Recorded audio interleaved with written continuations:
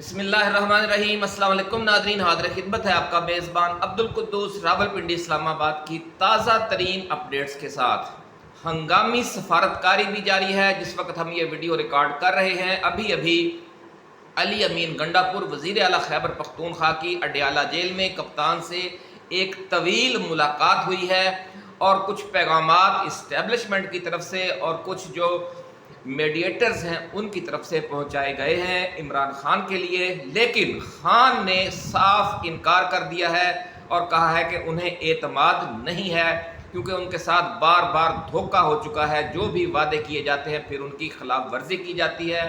اس حوالے سے جو تفصیلی خبر سامنے آئے گی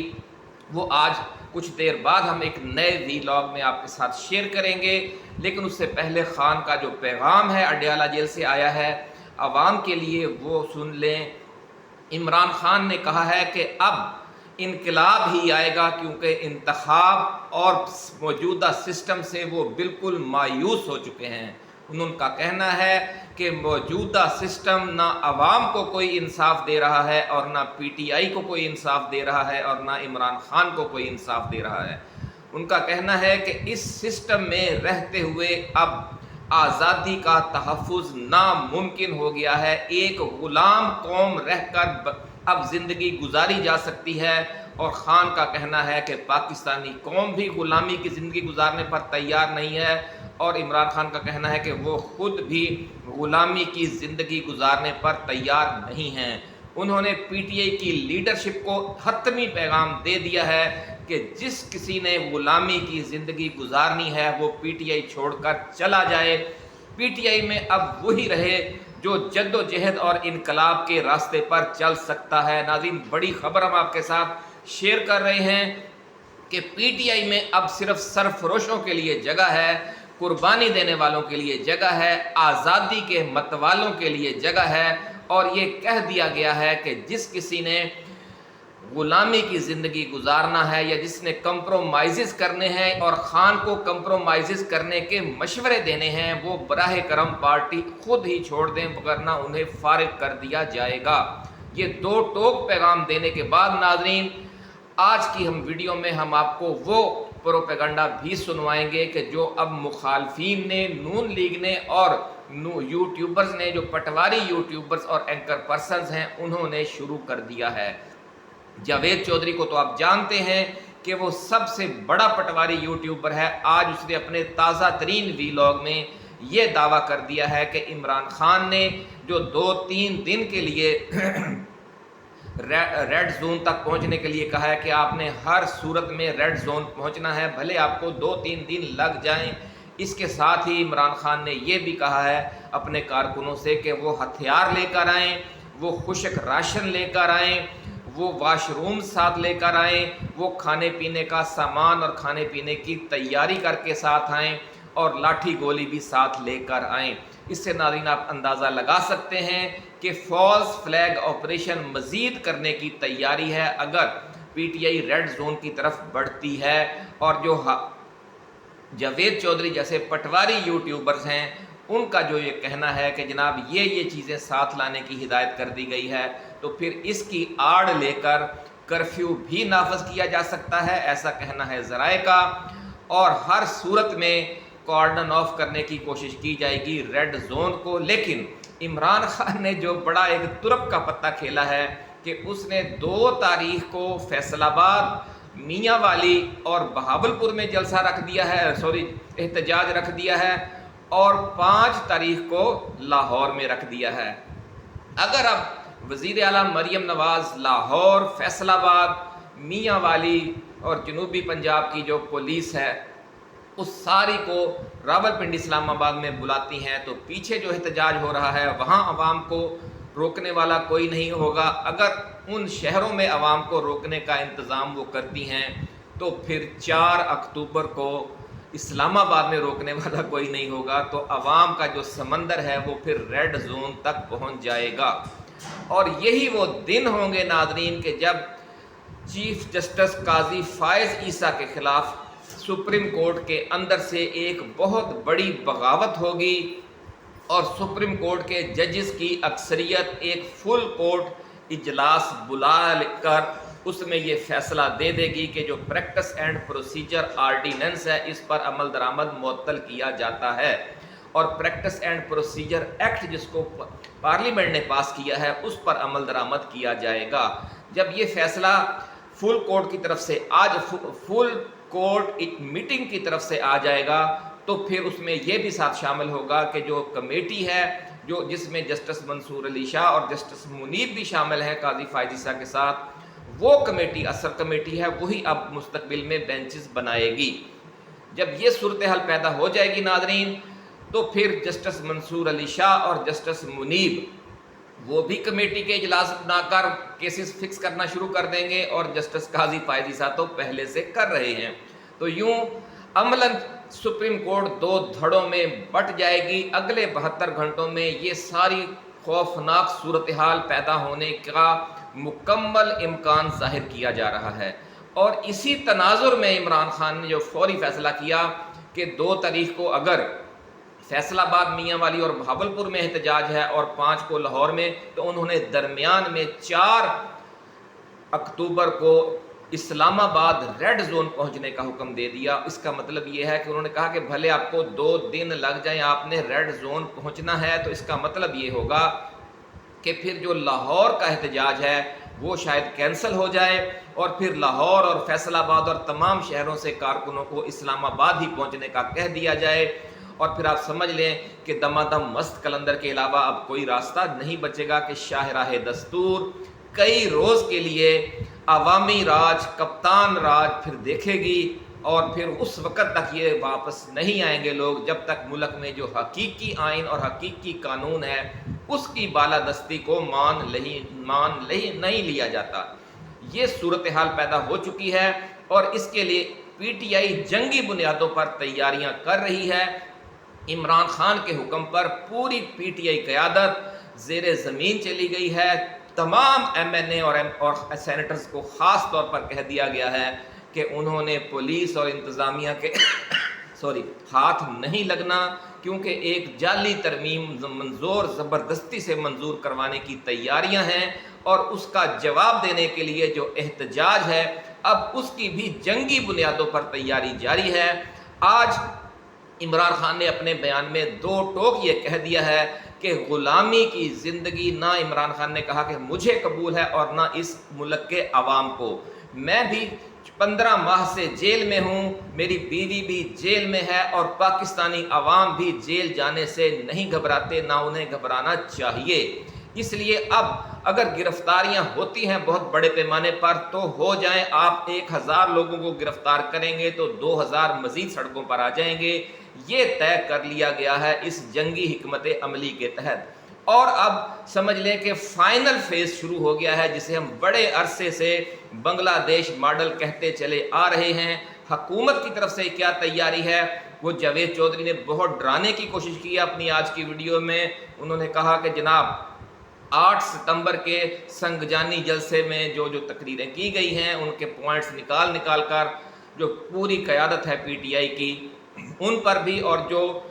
نعرے لگے تھے ان کی ریکارڈنگ لگا کر جنہوں نے تقریریں نہیں بھی کی ان کو ان نعروں میں شامل کر کے تمام پوری پی ٹی آئی قیادت کو گرفتار کرنے کا فیصلہ کر لیا گیا ہے۔ لیکن ساتھ پھر خود ہی کہا ہے کہ چونکہ عمران خان نے بر وقت حکم جاری کر دیا تھا اس لیے پی ٹی آئی کی جو قیادت کی اکثریت ہے وہ زیر زمین چلی گئی ہے۔ MNAs, MPAs, senators وہ بھی زیر زمین چلے گئے ہیں، انڈر گراؤنڈ ہو گئے ہیں، اس لیے حکومت انہیں گرفتار کرنے میں کامیاب نہیں ہو سکے گی۔ لیکن جلسے جلوس کے دوران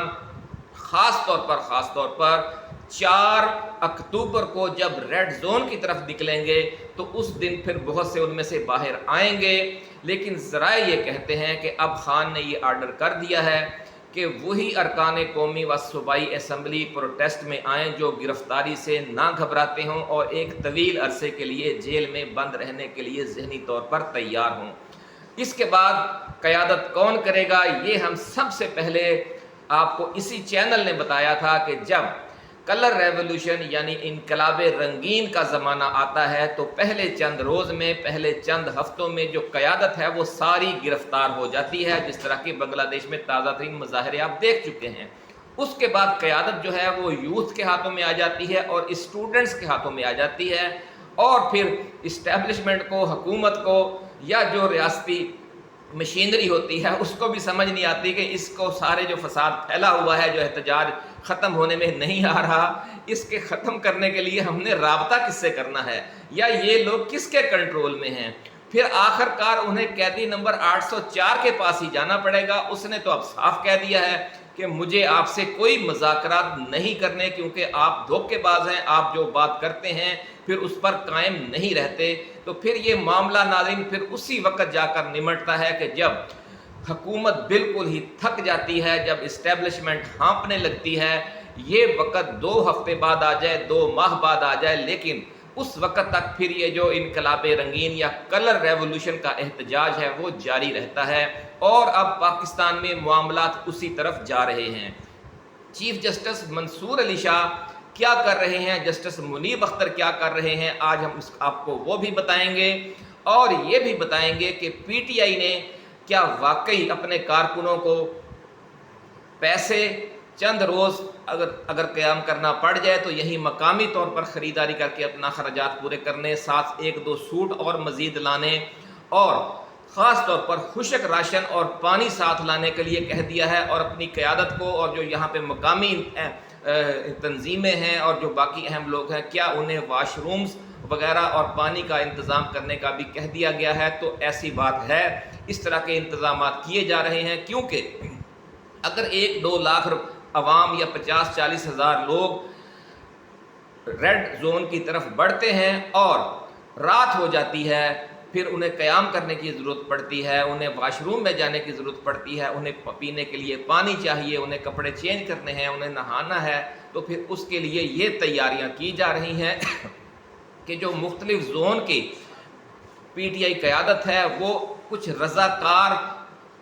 جو ہیں وہ مختلف گھروں میں ایسی تیاری کریں گے کہ جنہیں کھول دیا جائے گا ان کے لیے، کارکنوں کے لیے، کہ وہ وہاں پر آ کر واش روم میں بھی جا سکیں گے پورے راستے میں۔ وہ انہیں پانی بھی دیا جائے گا تاکہ جب آنسو گیس کی شیلنگ ہو تو وہ رومال گیلا کر کے اپنی آنکھوں پر رکھ سکیں۔ ایک پورا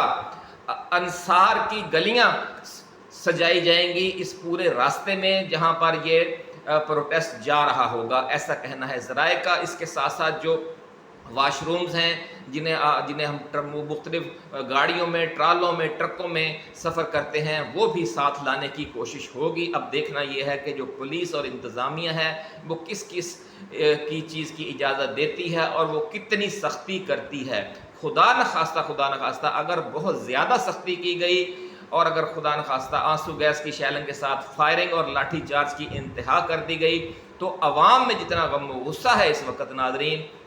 اس کا آپ اندازہ نہیں لگا سکتے، کیونکہ جو راول پنڈی میں مناظر دیکھنے میں آئے تھے کہ جب گنڈا پور نے واپسی کا اعلان کیا تو پی ٹی آئی کے اپنے کارکن اپنے وزیر اعلیٰ سے لڑ پڑے کہ اب ہم نے واپس نہیں جانا، یہ روز روز کا مذاق ختم کریں۔ اس سے ناظرین آپ کو نظر آ گیا کہ جو خان کا ذہن ہے عوام کا بھی وہی ذہن ہے کہ اب یہ ناؤ اور نیور، یعنی اب یا کبھی نہیں والی صورتحال پیدا ہو چکی ہے۔ اگر آج قوم باہر نہ نکلی تو اس کے بعد پھر غلامی کا ایک طویل دور ہے، کیونکہ آئینی ترمیم جب ہو جائے گی، جب قانون اور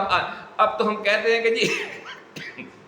اب تو ہم یہ کہتے ہیں کہ جناب لا قانونیت کی انتہا کر دی گئی ہے، پھر تو وہ قانونیت کی انتہا کریں گے، کیونکہ قانون کے تحت کوئی حقوق کسی کے نہیں ہوں گے، عدالتیں ریموٹ کنٹرول ہوں گی، جس جج کو وہ چاہیں گے اپنی مرضی کے وہ لا کر بٹھا دیں گے، جس کا چاہیں گے اس کا تبادلہ کر دیں گے۔ اور جو فارم 47 ہے، اگر 8 فروری کو ہارے ہوئے لوگوں کو حکومت فارم 47 کے بعد دی جا سکتی ہے 8 فروری 2024، تو پھر آپ یہ کیوں سمجھتے ہیں کہ جب 8 فروری 2029 کو ایک الیکشن دوبارہ ہوگا 5 سال بعد تو اس میں بھی پھر فارم 45 والا تو نہیں جیتے گا، پھر فارم 47 والا آپ اسمبلیوں میں اگلے مزید 5 سال کے لیے آ جائے گا۔ تو اس لیے کہ نہ تو الیکشن ٹربیونلز انصاف دینے کے لیے تیار ہیں، نہ پھر عدالتیں تیار ہوں گی، اور اس کے بعد ایک طویل اندھیری رات آپ کا اور ہمارا انتظار کرے گی۔ پھر ہم 5-10 سالوں کے بعد جب ہم اس دنیا میں نہیں ہوں گے، 20 سالوں کے بعد، تو پھر اس سارے غلامی کے دور کو ہمارے بچے، ہمارے بیٹے، ہماری بیٹیاں، ہماری آنے والی نسلیں بھگتیں گی۔ کیا ہم ان کے لیے ایک ایسا پاکستان چھوڑ کر جانا چاہتے ہیں؟ اس حوالے سے ہمیں اپنے گروبانوں میں جھانکنا ہوگا۔ صورتحال ناظرین اس وقت یہ ہے کہ آج جو عمران خان نے گفتگو کی ہے کہ میں موجودہ سسٹم سے بالکل مایوس ہو چکا ہوں، یہ ہمیں انصاف نہیں دے رہا، اس لیے اب انقلاب ہی آئے گا۔ یہ 5-4 لفظ ہیں ناظرین، لیکن ان میں سے آنے والے چند ہفتوں کی، چند دنوں کی جو صورتحال ہے وہ جھلک رہی ہے۔ جسٹس منصور علی شاہ کیا کرنے جا رہے ہیں؟ اس حوالے سے آئینی ماہرین کا یہ کہنا ہے کہ جو سپریم کورٹ کے رولز اینڈ ریگولیشنز ہیں اور جو آئین اور قانون ہے اس کے تحت چیف جسٹس بھی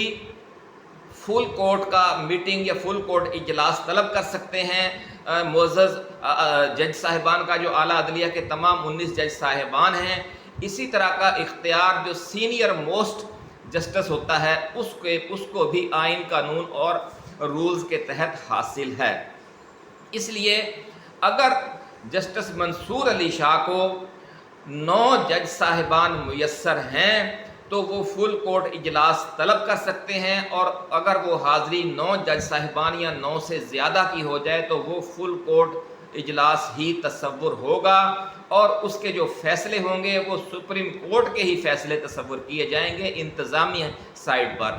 اور جب فل کورٹ بیٹھے گا تو پھر وہ عدلیہ کے فیصلے مانے جائیں گے۔ لیکن اب یہ کہا جا رہا ہے کہ جو جسٹس منصور علی شاہ ہیں وہ اس قانون کو،